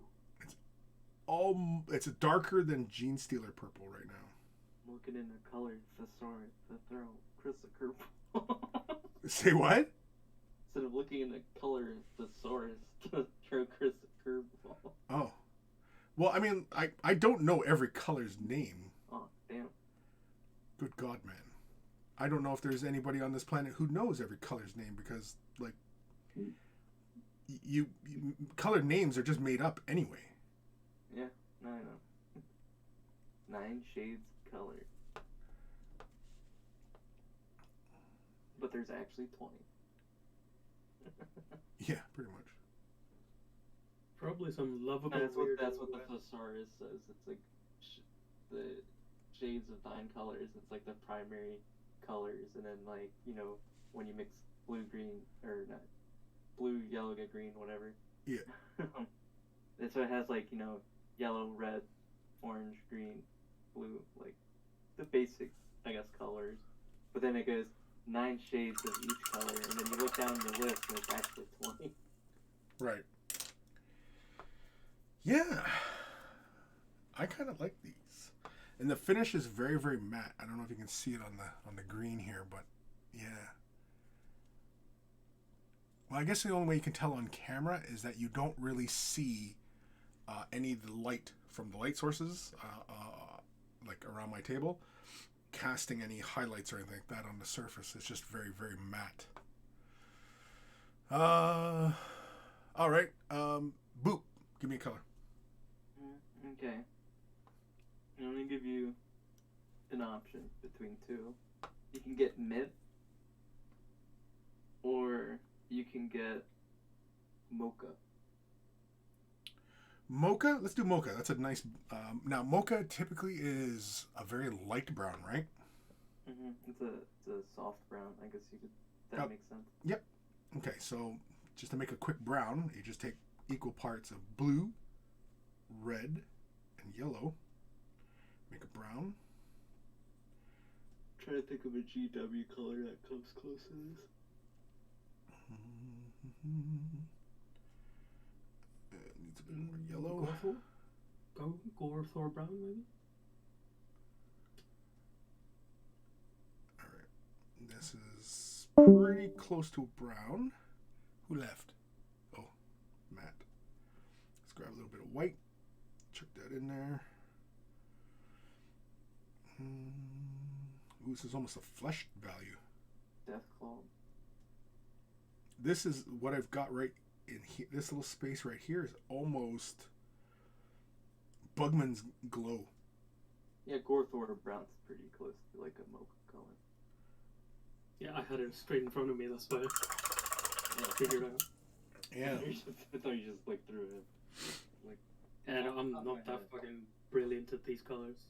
Here, let's throw a little bit more blue into this. See if we can push it a little darker. A little more yellow. Everybody buying all these. Here, let's get a little more of the base color. No, I'm not even being certain. Now, does that look like mocha? On your camera, it's pretty close. I mean, it probably can go a little light. When I think of mocha, I think of like coffee. You could like coffee with cream in it? Yeah, Sorry. you could probably go a little bit lighter, but that's pretty darn close. I mean, also, we're looking at it through the screen. You're looking. Like, when I add this, like, this level of white, This looks like Bugman Glow. If you're familiar with that color. Yeah. No. You know, Gorthor is like a stage down. Yeah. Who dat? Oh, it's Matt again. Okay, well, let me see. Gorthor, you said? It's still like what the color? Mocha. Yeah. Gorthor brown. Hey, that is pretty darn close. Yeah, I gotta go. People are being idiots in the building again, and I don't know what the fuck they're doing. Alrighty, be safe. So, Later, dude. if you don't hear from me, some Floridian has killed me. Or I'll be back. One or the other. Bye. Alright. Florida man, go got him. Yeah.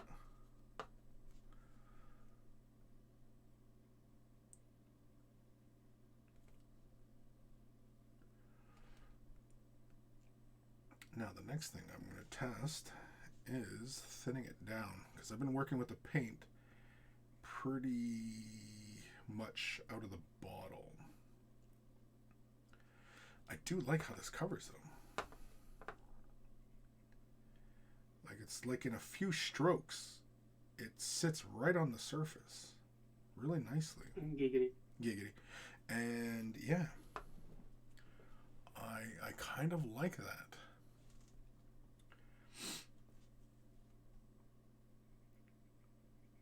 Now, Liquitex is probably one of my favorite paint lines outside of miniature paints, other than, you know, for oil paints and such, but yeah. Now I'm kind of curious, does Golden do a gouache?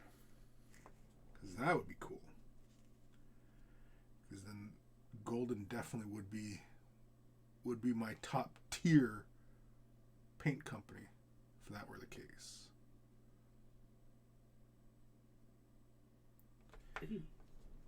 Yeah. Damn, I kind of like that. And it goes on nice and smooth. Like next to no brush strokes, even because I've been working with it pretty heavily, and like I'm looking at like the previous spots here, and like they look pretty darn good.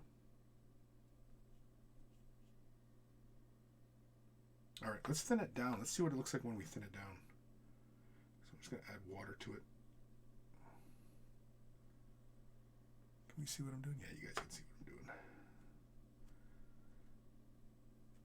All right, let's just do the other arm.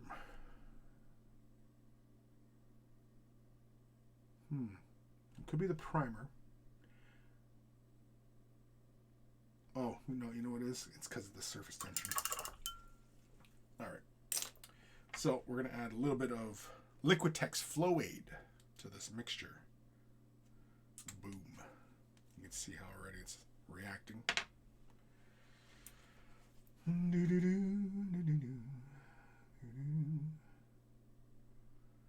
Yeah. Oh, yeah.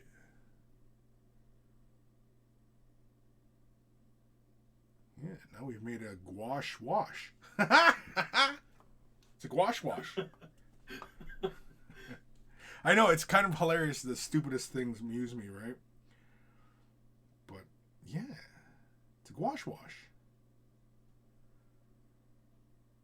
See, I was a little bit concerned about pigment density and such. You know, using something that is not specifically designed for miniature painting. And I mean, I've long suspected for a long time that it really does not matter. I know I say that all the time, but like, which is why, you know, oftentimes you'll see me in videos using like golden paints, you know, the high flow line, or, you know, using inks or stuff like that. Like, you can pretty much use whatever colors you want. And I know I'm not the first person to use gouache on miniatures, but yeah, I mean, seeing it is believing it. It sounds like you're saying like some kind of like European like dish. Gouache? Yeah, like goulash. Yeah, well, it is European. I mean, the term anyway. What? Yeah, no, I meant more like it sounds like you're saying the name of like a food. Well, I'm not gonna eat Somebody it. like, I'm gonna cook some gouache today. Are you?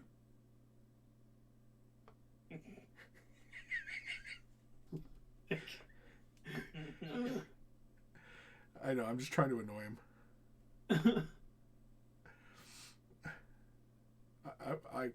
I like poking the bear. Oh yeah. It doesn't look like Golden makes squash. No, eh? Cheap bastards. I don't know.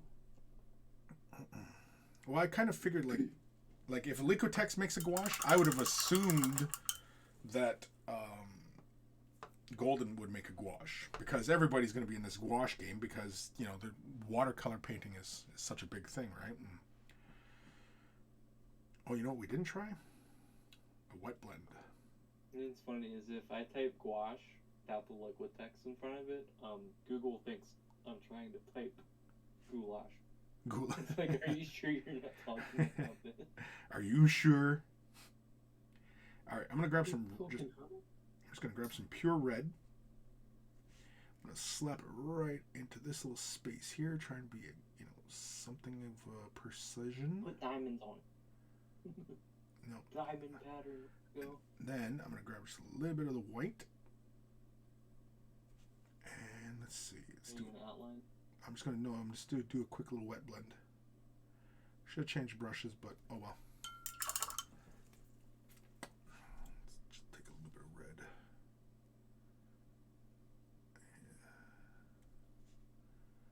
Let's blend it this way. Keep it real light.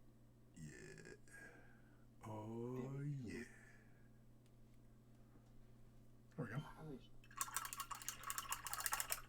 we go. Did you remember what that board game comes? What? Do you remember what board game that comes from? Oh fuck! I can't remember. No.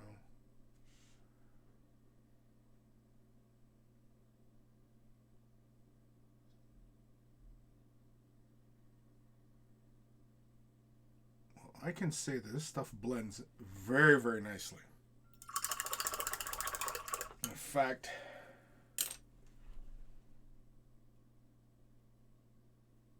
yeah, if I didn't have that pre-shade down, it wouldn't throw my eye off. Well, I smell food, so I'm gonna peace out and go eat dinner. P-Aki Oyut? Yeah, but I'm gonna leave the stream volume. Okay. I can hear you talk shit. Okay. Nah. No. Oh, we're gonna talk so much shit. Yeah, I don't. Nah, I can smell the food. I'm like pretty hungry. Let's go with. I did see that G.I. Joe movie. Yeah. I mean, I've seen it. I mean, we've talked about it. Yeah. The whole thing was up on YouTube.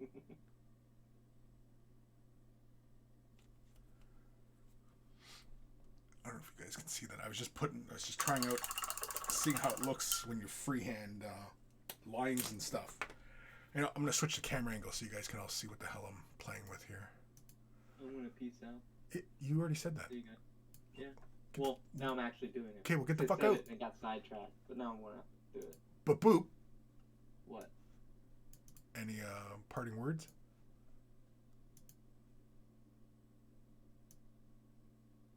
Don't eat gouache. Even though it sounds like food, it's not food. Don't eat.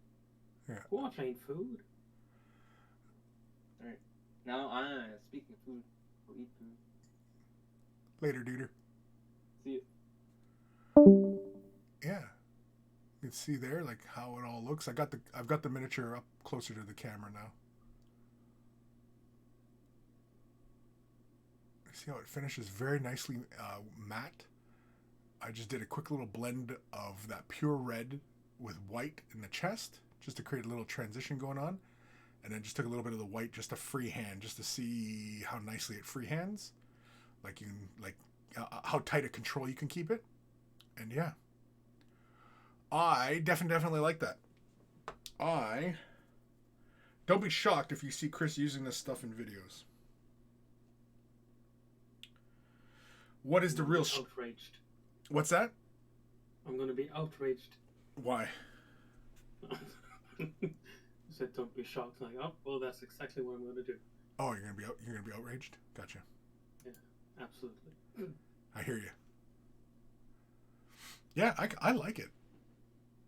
Yeah, I want to try it myself. Yeah. This little primary set, which is 6 colors, was only $40 US. So, yeah. So if you want black, white, the primaries with a green, why they throw the green in, I don't know, but that's what they're doing. Yeah. I like it. Like I said, don't be surprised if you see this shit in more tutorials. Especially in tutorials or videos where I kind of just want to make up colors and just do stuff. Yeah. I'll probably keep a little bit more life in the colors playing with a wet palette. That's fine. And again, this is supposed to be acrylic gouache, so this should not reactivate once wet again. So I'm going to take a brush with a fair amount of water in the bristles, and let's see. This should tell me if it falls right off the surface, of which it is not. Nope, it's good. Solid. See, no color. Although it is getting a little murky. Yeah, I actually didn't mess up the letters. Of course, that could be me wiping the paint and the primer. I think that's more of a primer thing. Because I laid the Zenithal with Liquitex titanium white ink. That's what I did the overspray. And the gray is Stynylrez light gray. And then I just sprayed the white on top of it. So it's probably the white that's actually giving up. But if I use something, say, regular white paint or white primer, shouldn't give me that erosion like that, because that is not the paint coming away, because I can see the underlayer of the model. It's a light gray. Yeah, I don't think that's the gouache failing in that. I mean, it could be, but I don't think so. But it could be. But I don't think so. Well, that was fun. What time we at here? 1:52. We're pretty much done for the day, right, kids? Well, yeah. From what I gather, the golden fluid can be like a pseudo wash. Golden fluid? Yeah, the fluid line. Oh, the fluid line. Yes. Yeah, I have a few of those paints. I also have the pouring medium as well. And yeah, they work pretty darn good in regards to, using the colors like, well, for pouring. If you've ever seen like acrylic pouring done. Are you familiar with that? I am. Yeah, so I've that's never done it though. I'd seen it many times, many videos on it and such, and I was like, yeah, you know what? Damn, I got to give this a try because it looks like just too much damn fun. And so I did, and I did a few paintings like that. And yeah, if you've never done acrylic pouring, give it a try. Just you can head to the dollar store, find some cheap canvases, get some cheap acrylic paint, and give it a try. It's a lot of fun. You also need, though, the hell is it? The silicone? What is it? The silicone oil. That's really what you need. Is this? Here, give you guys a close up of what I'm talking about here. The silicone oil for acrylic pouring. You just put like a drop or two of this stuff in, and it basically gives you those nice big cells in your paintings. It's really, really cool. I've been tempted to try that on miniature paintings, but I don't really know of any reliable way of adding it to the paint and keeping a very kind of controlled reaction, because like with acrylic pouring, it's mostly just a lot of just kind of let the paint do what it's going to do, right? And it's not, there's not a lot of deliberate steps one takes other than, moving the paint around and, shit like that. But yeah, I realize that, painting essentially is just moving paint around, but I think you know what I mean. Kim. Yeah, my wife done a few acrylic pours, fun pictures you get from. Yeah, I've done a few. I think I've posted them on my Instagram. There's one I really, really like. It just, for whatever reason, it reminds me of something very Nurgle-like. It just feels like just very sickening colors. And all it was a lot of white, yellow, and black in the cup as I layered up the paints. And yeah, it gave me these really wonderful green values all over the place, because the yellow mixed with the black, right? And it often gives you green. And yeah, really, really fun. Kim, if you buy a set for pouring, you'll get all the stuff you need in the box. Liquitex makes a few sets that you use their acrylic ink to do that stuff. Oh yeah? I've never tried it with the acrylic ink. I've always just used their Liquitex, the cheapy paints that they sell. They come in the big plastic tubes. Basics? Is that what they call basics? Do I have any around? Anyway. But like Golden, if you go with their high flow or you go with their fluid line, that's designed for the pouring as well. Anyway. Yeah, it's called basic. Yeah.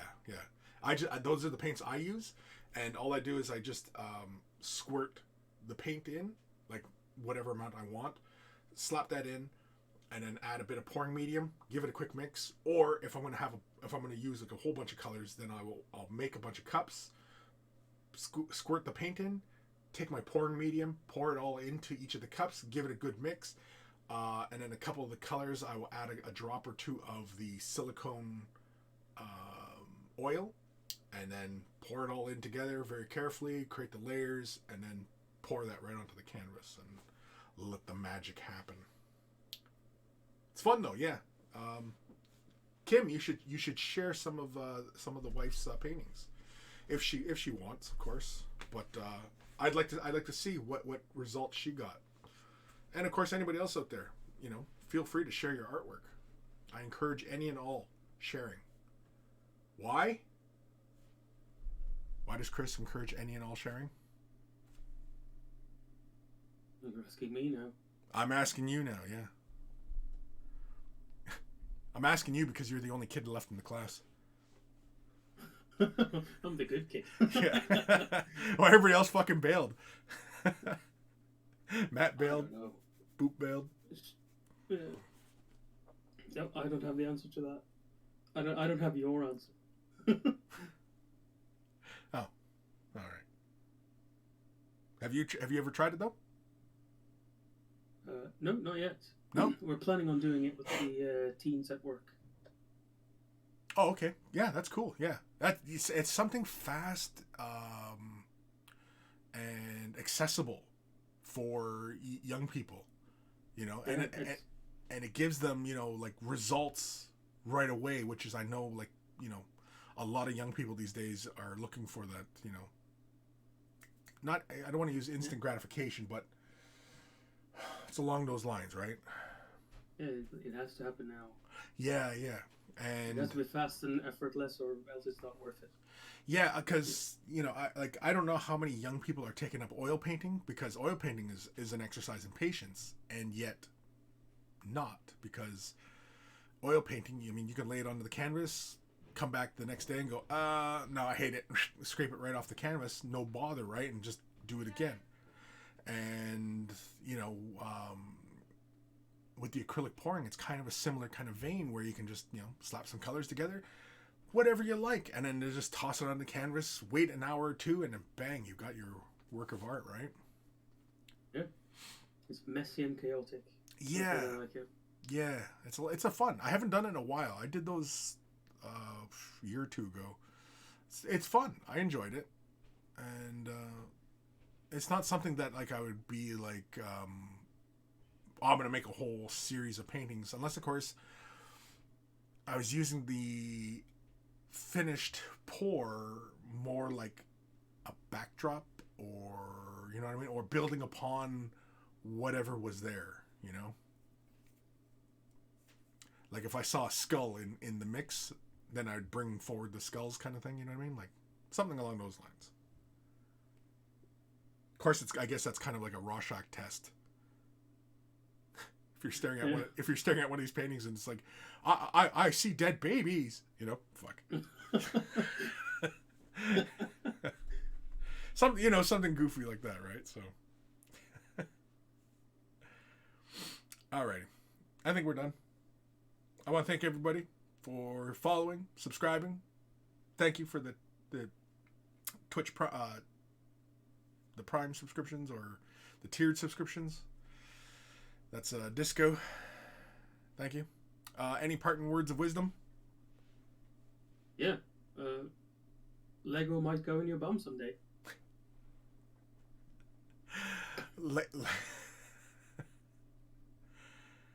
Yep. Wait and see. Yeah. If you play your cards right, you'll end up with Lego in your bum. Oh shit. And I'm sure Kim says, remember, it's no play for Mr. Gray, so paint your fucking models. There it is. That's coming from Kim. Kim will mess you up. Don't mess with Kim. Unless you want it. Put Legos inside you. He'll put Legos inside you. And he has the Lego kits. He's got that big Stormtrooper helmet. Yeah, or is it a Stormtrooper or pilot? I think it was the pilot helmet he has in Lego. He'll fit that in your ass. He'll make it fit. No lube either. Maybe chapstick. Just a bit of chapstick. Just a bit of chapstick. All right, let's get the hell out of here.